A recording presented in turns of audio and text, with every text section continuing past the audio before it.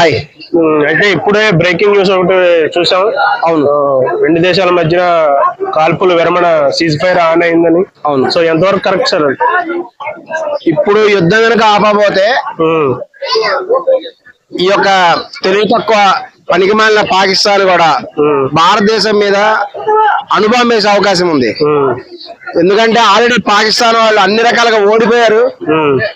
పాకిస్తాన్ ప్రధానమంత్రి under ground కి వెళ్ళిపోయాడు, పారిపోయాడు. పాకిస్తాన్ అధికారులందరూ కూడా అండర్ గ్రౌండ్ లో ఉన్నారు, దాక్కున్నారు.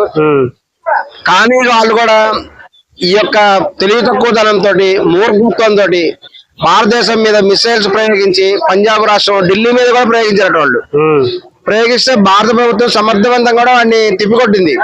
దీనికి కారణం ఏంటంటే ఈ యొక్క రష్యా వాళ్ళు ఇచ్చినటువంటి ఆ యొక్క టెక్నాలజీ, ఆ యొక్క 400 మిషన్ ద్వారా, దాని ద్వారా మటుకు సాధ్యపడింది. కానీ ఈ యొక్క అన్ని విధంగా ఓడిపోయినటువంటి ఈ యొక్క పాకిస్తాన్ కూడా తీవ్రమైన డిప్రెషన్కి వెళ్ళిపోయి ఇక చివరికి తాను చచ్చినా పర్లేదు ఆత్మాహుతి దళాలనేటువంటి విషయాలకు వచ్చేసి ఇండియా మీద కూడా అనుభవం వేస్తే అది చాలా ప్రమాదకరమైనటువంటి పరిణామాలు దారితీస్తుంది. ఎందుకంటే పాకిస్తాన్ కనుక ఒక్క అనుభవం వేస్తే భారతదేశంలో ఒక పట్టణం 2 పట్టణాలు నాశనం అవుతాయేమో, కానీ పాకిస్తాన్ మటుకు సర్వనాశనం మటుకు చేసే విధంగా కూడా ఇండియా చేయగలదు. ఇండియా కనుక అనుభవం వేస్తే పాకిస్తాన్ అనేటువంటి ప్రపంచ పటంలోనే ఉండదు.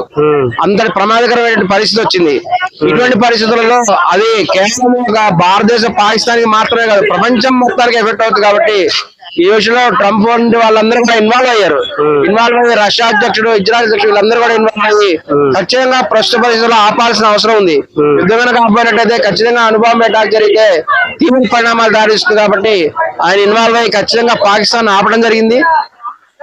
తప్పనిసరిగా పాకిస్తాన్ కూడా ఆల్రెడీ వాళ్ళకి యుద్ధం చేసే పరిస్థితులు లేరు, వాళ్ళకి అర్థమైపోయింది. ఎందుకంటే ఆల్రెడీ పాకిస్తాన్ ఈ రోజు ఏ పరిస్థితి అంటే పాకిస్తాన్ కి ఎన్ని మిసైల్స్ చైనా ఇచ్చినా సరే వాడిని పెట్రోల్ లేక తీసుకెళ్లేని పరిస్థితిలో ఉంది. అంత దిక్కుమాలిన పరిస్థితిలో ఈ రోజు పాకిస్తాన్ ఉంది. అక్కడ తిండి దొరకట్లేదు సరిగా, ఈ యొక్క పెట్రోల్ లేదు.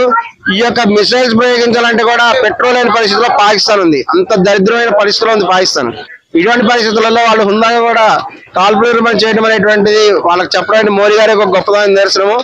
ఖచ్చితంగా కూడా కాల్పుల విరమణ చెప్పినా సరే పాకిస్తాన్ ని మటుకు ఖచ్చితంగా వాళ్ళ గర్వాన్ని అనుస్తారు. ఖచ్చితంగా పాకిస్తాన్ ని 2 ముక్కలు చేయడం మటుకు ఖాయం. ఈ విషయంలో మటుకు ప్రపంచ దేశాల యొక్క నిర్ణయాన్ని మోడీ గారు గౌరవించారు.